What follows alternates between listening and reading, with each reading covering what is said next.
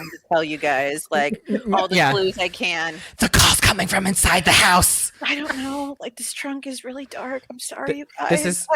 This is like full on the lighting from Unfriended. It is! Don't unfriend me! Ah!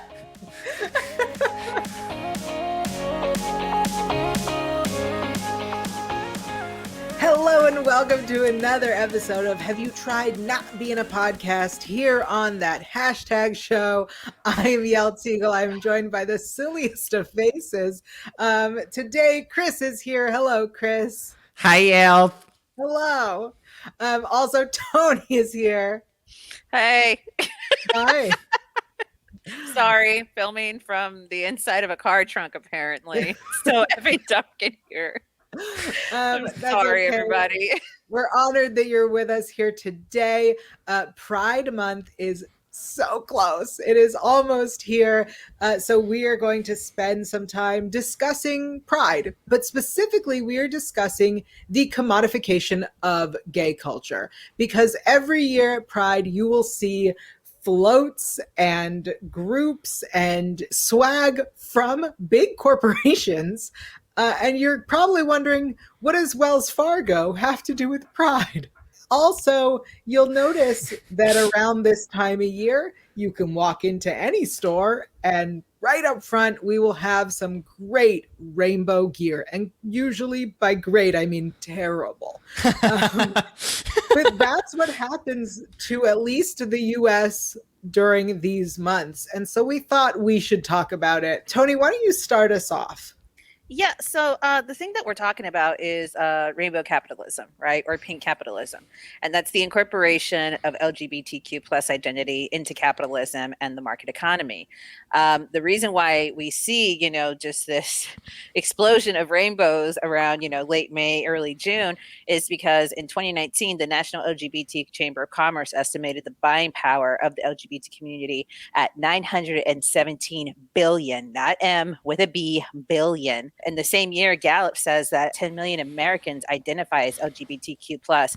So, I mean, it's a huge, huge share of the market. And obviously, there is money to be had there, right? Especially if you can tap into, our community. Unfortunately, what they think tapping into our community means is just slapping a rainbow on anything and everything. And look, listen, did I just buy rainbow socks from Vans the other day? Yes, I did. Why? Because they're adorable. But does that mean I'm going to buy everything off of Target's Pride collection? No. Have you seen what's going on over there? Absolutely not. But where this becomes more insidious is when this supposed support for our community isn't exactly lining up with the company's actions. We've heard in the past about, companies, still donating to anti-LGBTQ plus policies and politicians under the guise of like, well, it's good market, and business because they vote favorably for us in economic, decisions.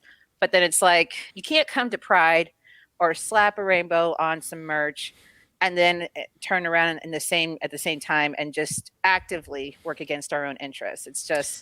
It's the very definition of hypocritical. Yeah, a super easy example that I usually cite to people is banks, because banks always have some sort of presence at Pride. Yeah, so I do want to point out that rainbow capitalism isn't inherently bad.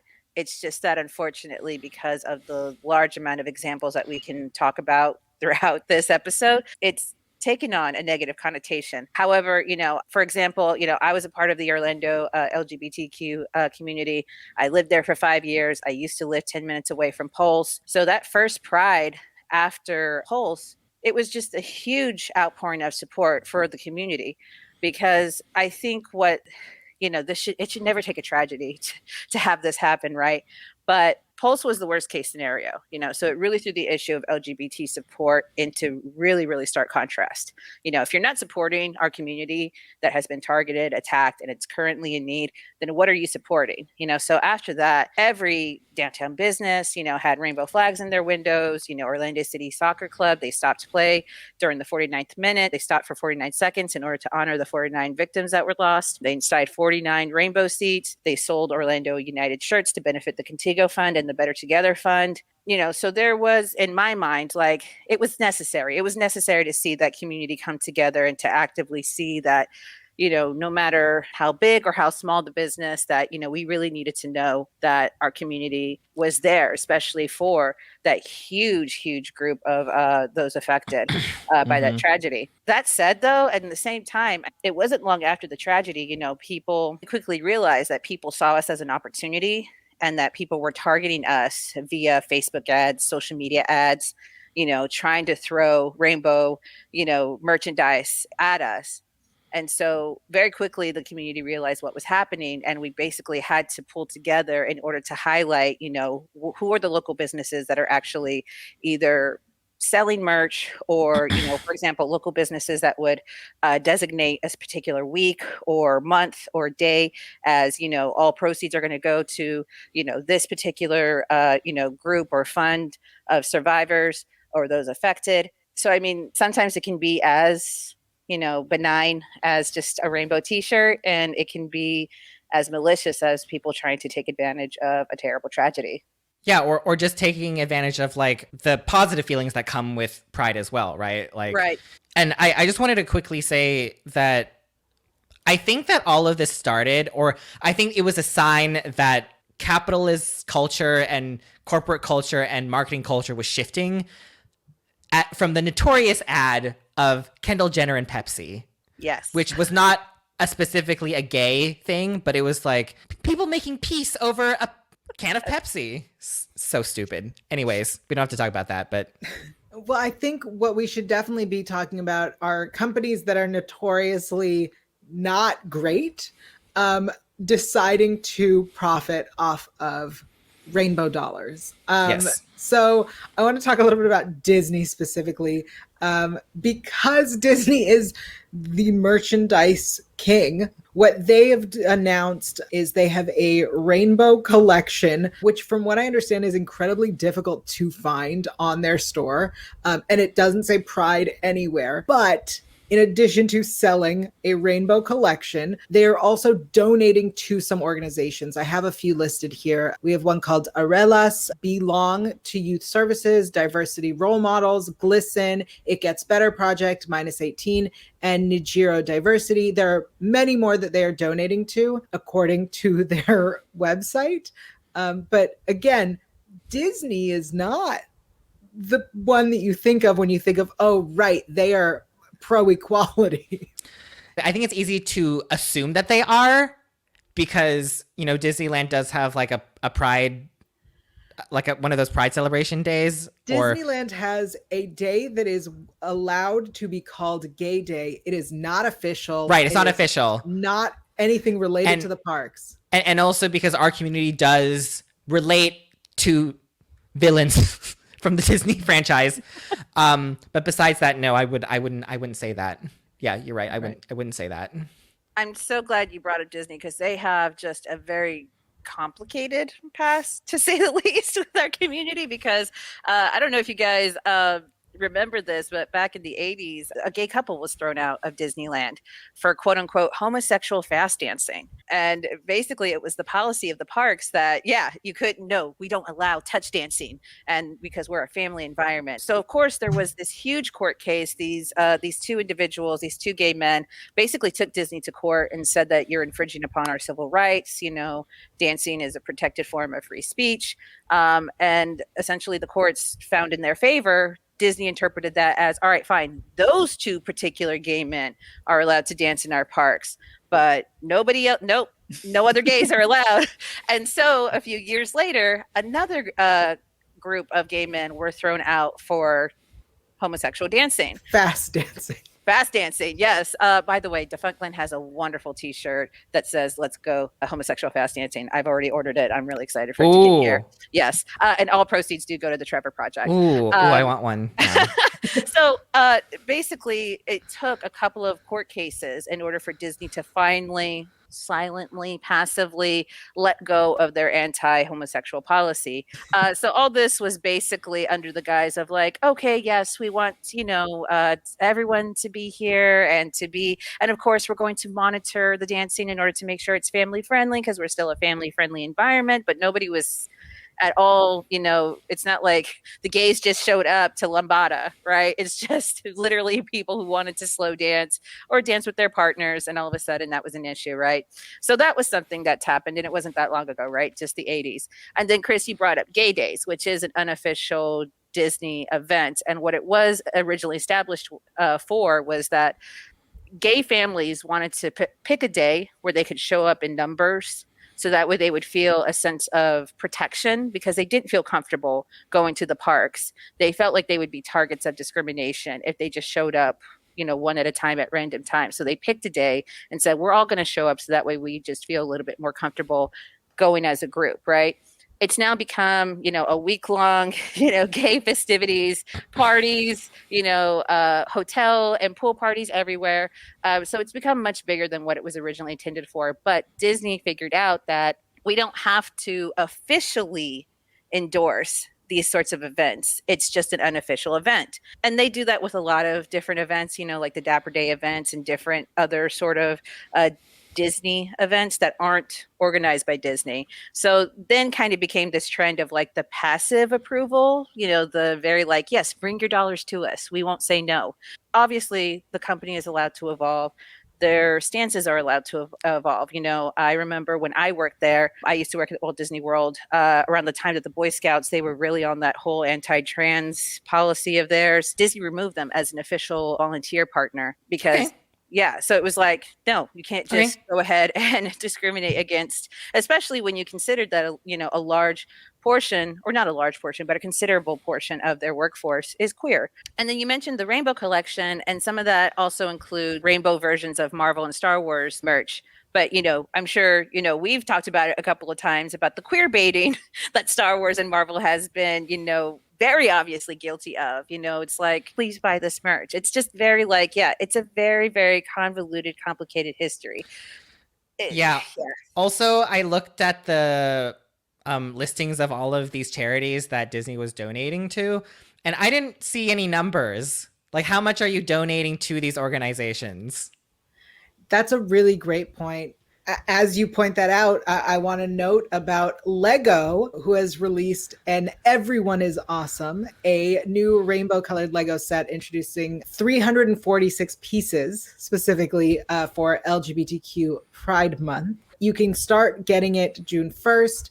And it has different figurines for each color of the Legos rainbow. So that's black, brown, red, orange, yellow, green, dark blue, purple, light blue, white, and pink. There's no information about what that money goes to or if they're helping anyone. Yeah, the only thing that I saw was on their blog post announcement for it. And it never explicitly said, oh, a percentage of the proceeds will go to this organization. It was just saying that, we work really hard on diversity in our own workplace, and we also are constantly working with these specific organizations, but it never was specific about it. So again, besides the fact that I don't really like the set, I think it's quite on the nose for me. I also don't like having to worry when I spend my money, especially on a large corporation like Lego, whether or not it's actually going towards to benefit my community or if it's going to them, because they don't need it. Yeah. Another big company that is donating some money is Uno. This one came up in my Instagram. Game? Yes. Uno is getting a little colorful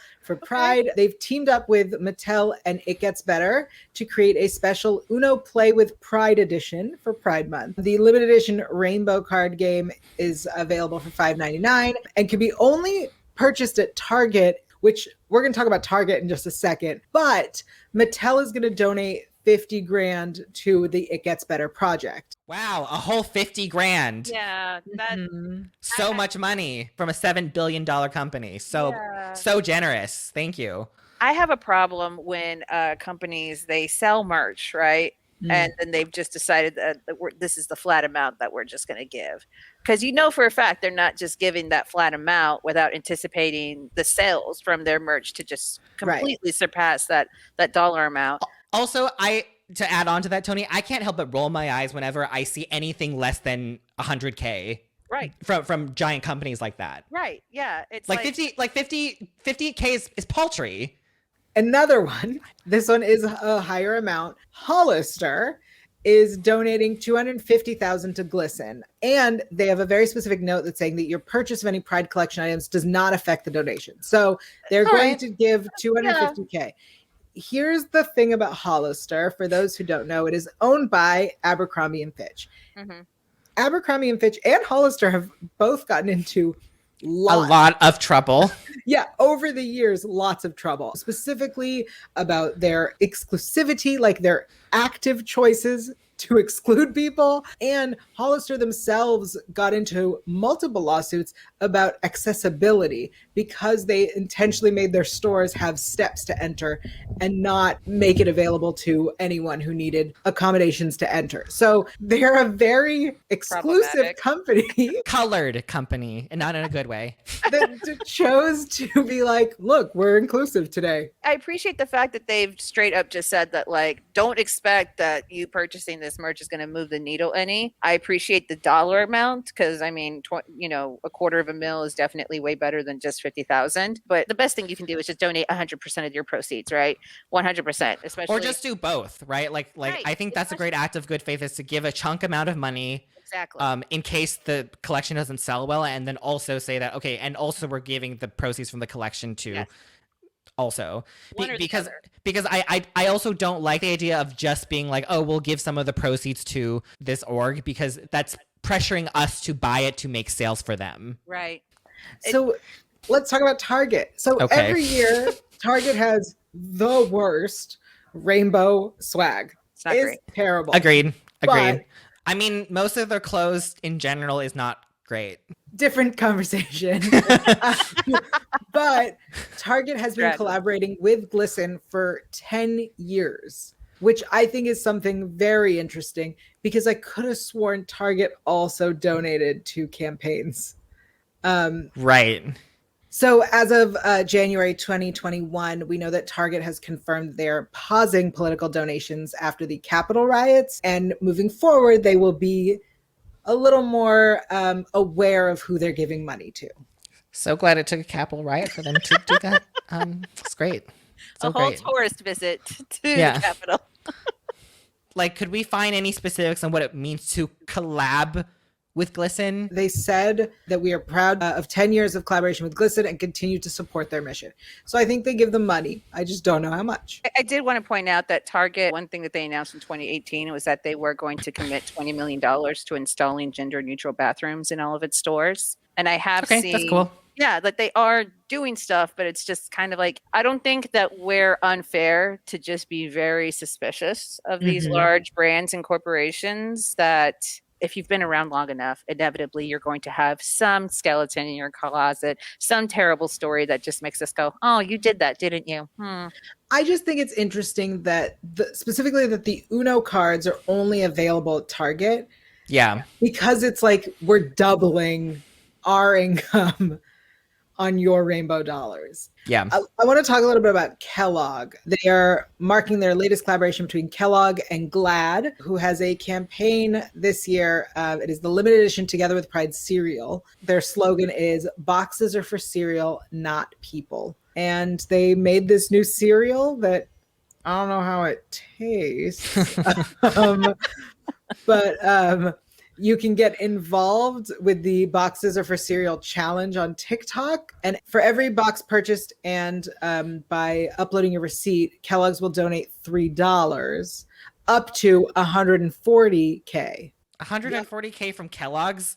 I pulled the numbers. Kellogg's is worth $22 billion, and all you can give is that much money?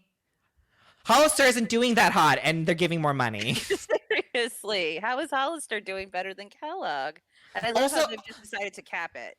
Yeah. Also, like, I never like hashtag campaigns from corporations. I never like them, because it still means that you're doing something to help promote that company and make them look good. I mean, that's kind of what this has become. Pride has become a marketing campaign for corporations. I personally don't like a cap on a big corporation's donations. I understand on a person. I understand on a group of people, a small business. I don't understand a cap on a corporation. I also don't understand on if it's a proceed, then there shouldn't be a cap. Right. It just I listen, I used to be in corporate marketing, and it you choose your words very carefully, right? And you're also at the end of the day still trying to one fill up your marketing calendar, right? And I think for the longest time these brand what did they do in June before Pride Month became like the trend for corporations to jump on? What was it? Like Summer. summer? Ooh, ah, like I'm sure we were just all a titter at the summer collections or the summer merch that these people were not putting out. So now they've gone ahead and hit on this. I really do believe that a lot of these companies, they see it as a trend. I do think that there are companies that are trying to make good on that promise of being, inclusive and supportive, especially when they recognize that a huge portion of their customer base and their workforce, they are queer or, queer allies. There's just so much bullshit to wade through. And the thing is, like, I went to the LA Pride, it was supposed to be the LA Pride parade last year. And, of course, it turned into the all Black Lives Matter solidarity march. And just having that corporate branding, sponsorships part, having all of that removed, it was just like, wow, it's incredible. Just to like, and now going back, like, I don't think I'm going to be able to see Pride, celebrations like that. No, seriously. Like, ever. I think I'm honestly starting to think that that's probably one of the reasons why I don't go to Pride anymore. I have a lot of friends who have encouraged me to celebrate community by like working with my community, actually, like not going to a concert with like this big name that they got because it's Pride, by participating and volunteering for the AIDS walk, by working with queer youth. And because like I don't want someone asking me if I thought about refinancing when I'm walking through the Pride. I don't. But the interest rates are really low, Chris. Yeah. You need to take advantage of them. I can lock you in at a really low rate. I think you make some really amazing points. There are lots of brands, again, that are doing Pride things this year. Mhm. Think about where you spend your dollars. And I know that we're going to talk a lot more about Pride through the month, especially the history of Pride and why it makes no sense to have a big corporation at this parade. But any final thoughts on... Okay. Go ahead. I just wanted to say that, this year it'll mark the 5-year anniversary of Pulse. There is, if you go to onepulsefoundation.org, they have an entire week of events to actually honor and support the community, especially since the One Pulse Foundation, they are still currently trying to fundraise Cool. in order to actually create that memorial, that museum, and fund those scholarships. Are some of them virtual, Toni? Yes. So Cool. there is, in fact, a virtual 5K that I plan on taking part in. So I definitely encourage everybody to either direct your efforts towards the One Pulse Foundation, because that anniversary is on June 12th, or do something to support your own LGBT community, your own local community. I wanted to chime in real quickly and encourage mutual funds. I'm not being facetious when I say that. When I say mutual funds, I mean like funds that like the community has the power to spend, like however they want. Like that's something that I've been reading a lot more about, is like that's a problem with like nonprofit orgs sometimes, is that like there can be the sense of like, well, they give money depending on what they think is right. And they're usually run by people that have privilege.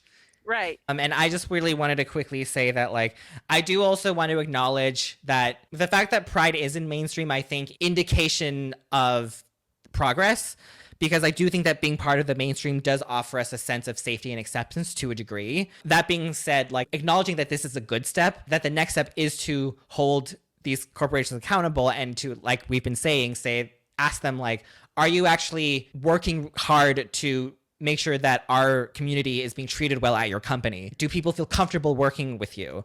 And do they actually like working at your company? Because at the end of the day, like the lineage of Pride has always been an act of defiance. So it can be complicated. That's all I'm going to say.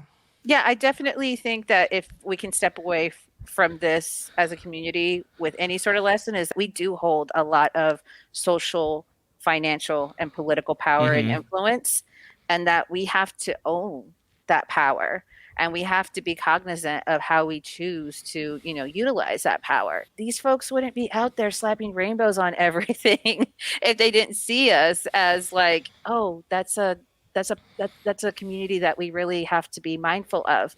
We can't afford to be passive. No.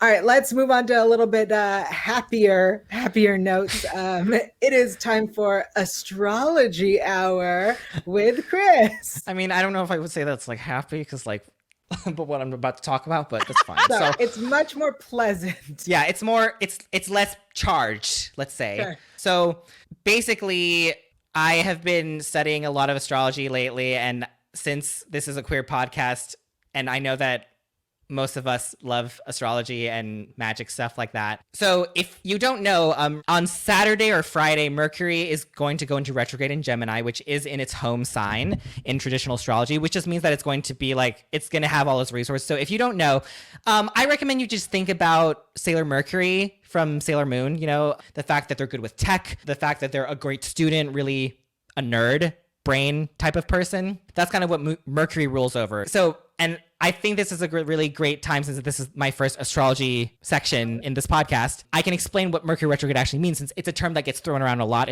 including by people who don't understand what it means to make fun of astrology. So what Mercury retrograde just means is think about when you're on a highway and there are two cars and then one car slows down. It's still going in the same direction, but like it looks like it's going backwards now, even though it's not. That is meant to signify that the way that we are using information, the way that we process information, the way that we speak and communicate with each other, we're meant to be going back in some sort of way. It's like going back to look at something, reckoning with the consequences of something that you said, sometimes tech glitching out a little bit. You know, it's that sense of like, oh, I drove a couple of miles, but I forgot my wallet, and hopefully I'm going to learn from that experience and not forget my wallet next time. And also, just for a fair warning for everybody, like everybody that I know in the astrology community that I am a part of, that is mainly QT BIPOC. Yes. We're not worried because like last year was really bad. This year is not that bad. It's just that it is, it's very loaded with a lot of difficult things in this time of year, because specifically this Mercury retrograde, it starts off with a square to Neptune, and a square just means like a 90-degree angle on a circular chart.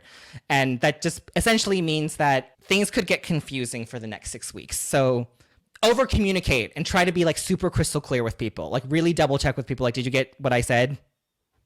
That type of stuff. So yeah, that's my astrology hour. Interesting. Toni, do you have any questions? Does this all make sense to you? My anxiety is so jacked up right now. And when is it over? When can I relax? It starts on Friday or Saturday, and it's for 6 weeks. 6 weeks. That's my hot girl summer. What do you mean? Well, thank you, Chris, for that terrifying astrology. Again, it's not meant to be terrifying. It's meant to teach you something. Okay? All right.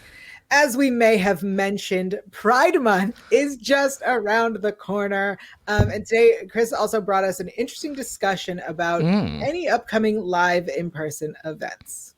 Yeah, thanks so much, Yael. So NYC Pride recently announced that they are requesting a smaller police presence through 2025. And last week in the New York Times, the editorial board wrote about Sergeant Anna Arboleda of the Gay Officers Action League, who felt that instead of being embraced, they were being thrown back into the closet. And the article was arguing for the importance of the presence of the police and for officers to express their solidarity with the LGBTQIA community, stating, taking a pledge to protect and serve your city should not mean sacrificing the chance to be included in a community celebration of your identity. The op-ed went on to say how hurtful it is to LGBTQIA officers fighting for reform for the community.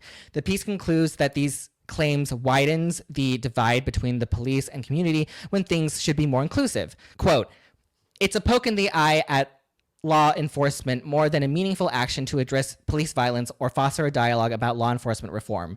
These moves do nothing to celebrate and demonstrate solidarity within the LGBTQ community. This kind of, I guess, I don't know if I would say made headlines, but it got on LGBTQ Twitter quite quickly when Mara Gay tweeted it, who was part of the New York Times editorial board, saying, let uniformed LGBTQ officers march. So, Toni and Yael, what do you think about police at Pride? I think it's a really interesting discussion. I think that one of the big things we've talked about over the last year is what is a police presence responsibility? Like, what is it that we are asking them to do? So in terms of a Pride parade, we are asking them to monitor traffic and keep people safe. If there are weapons, stand by the medical tent in case someone needs help. But that's all I want to see from police presence at Pride. In terms of in the parade, I think it kind of goes back to our earlier discussion of who gets to march in the parade. Do corporations get to send their queer employees? Maybe. Should police send their queer employees? Maybe. I think it's interesting to have this idea of who should march versus who should be there to protect. And I don't think that we need a police presence of uniformed officers who are not part of the community monitoring the streets, if that makes sense. I've always felt like, at least when I was younger and used to go and get drunk at the parade, I always felt very unsafe with the amount of straight men with weapons ogling the women. So I don't know that I want a lot of police at a Pride parade. What do you guys think? The one thing that the entire community has to be aware of is the fact that, especially just between the three of us, I mean, we're three light-skinned, I believe we're all cisgender members of the community. So we're not some of the most targeted or vulnerable members of our community. When we talk about people who feel very unsafe around police, it also happens to be people who have been targeted. I mean, and we talk about, Stonewall was a riot, and people seem to forget that riot was against, gay and trans and LGBT activists and just regular people fighting against the police, because the police kept on, harassing and brutalizing our community. So there is a fraught history there. And I think it's one that has to be confronted and dealt with. And especially queer people of color, Black queer people, Black trans women and Black trans men who are, very much have been brutalized by the police since then. We're filming on the 1-year anniversary of the George Floyd murder.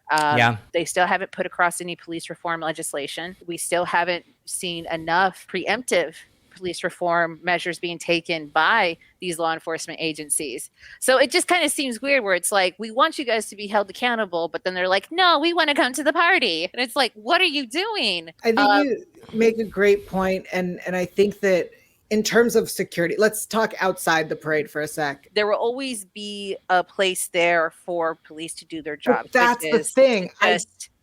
I think, but it doesn't involve them being very visible components of the actual celebration. Yeah, right. But I think one of the things that we've been asking for, and I think that would be phenomenal, is if we could get rid of what we know as police and have different sectors that deal with different things, right? So having traffic people who deal with traffic, that would be very helpful at a parade. Right. Having medical people at medical tents. Yes. As opposed to police.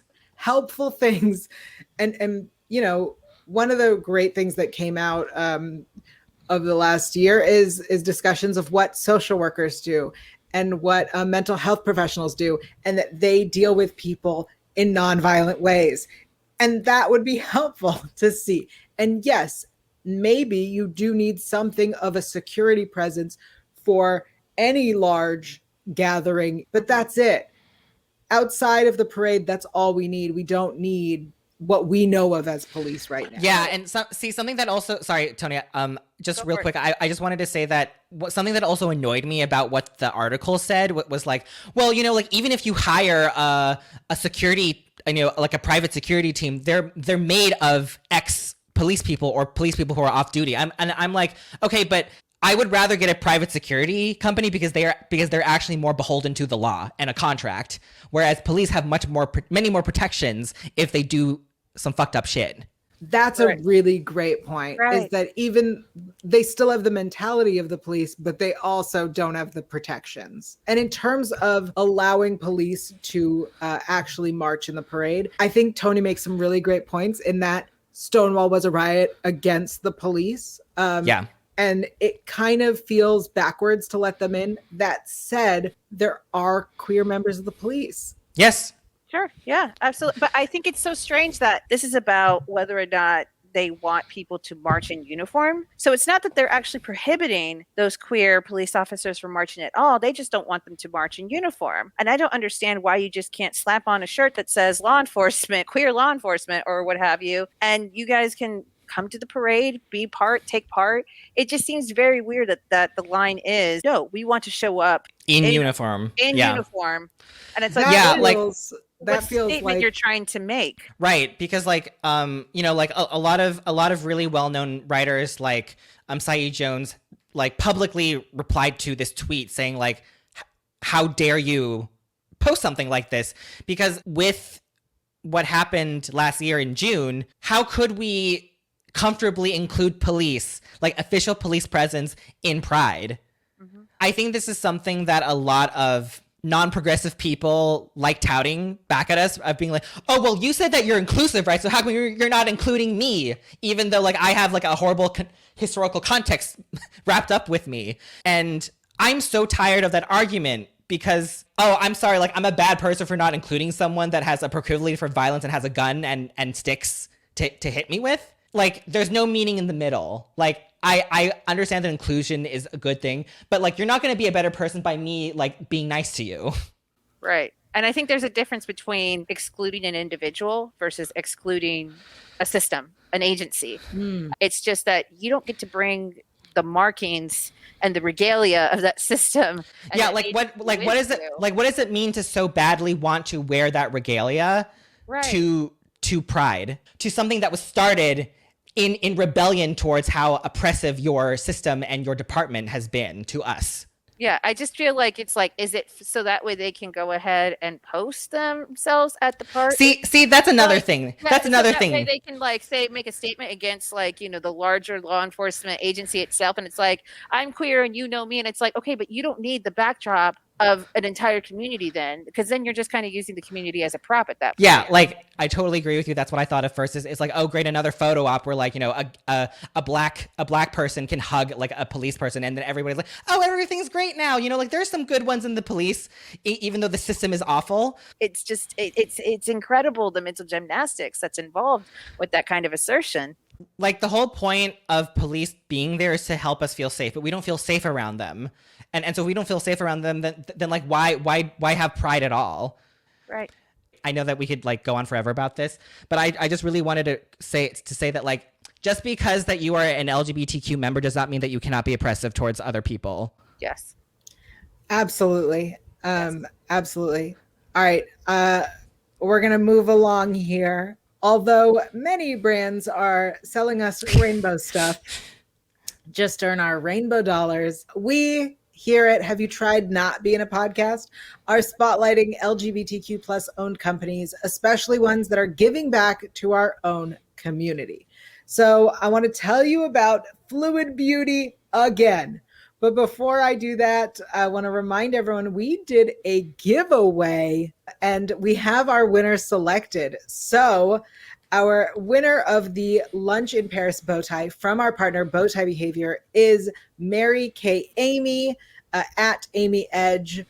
So congratulations to Mary K. Amy. Yay! Yay! Congratulations. We will be in contact for you to get your bow tie. For everyone else, Bowtie Behavior is offering a discount code through the rest of 2021.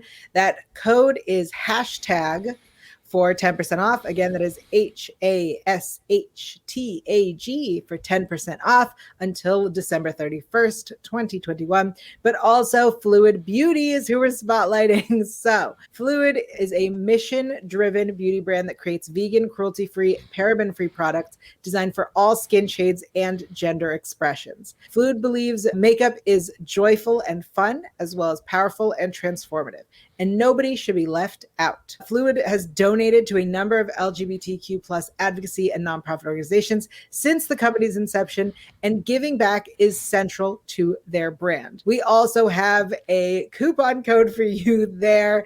You can get 25% off all orders using the code hashtag show25. That's the word hashtag spelled out, show25. And those are who we are spotlighting today. Thank you all so much for our big beginning of Pride episode. We'll continue talking about Pride all Pride Month long. But until next episode, Toni, where are you on the internet and what are you up to? You guys can find me on all social media at the Toni Sanchez, Toni with an I, Sanchez with a Z. You guys can catch me. I have a couple of other podcasts. You can catch me geeking out on the Astonishing X Show, where we talk about animated X-Men, and we also throw in some critiques of live action X-Men. Oh my God, we're about to go ahead. Oh boy. Yeah. Oh dude, boy. We're leading up to X2 and so excited for that.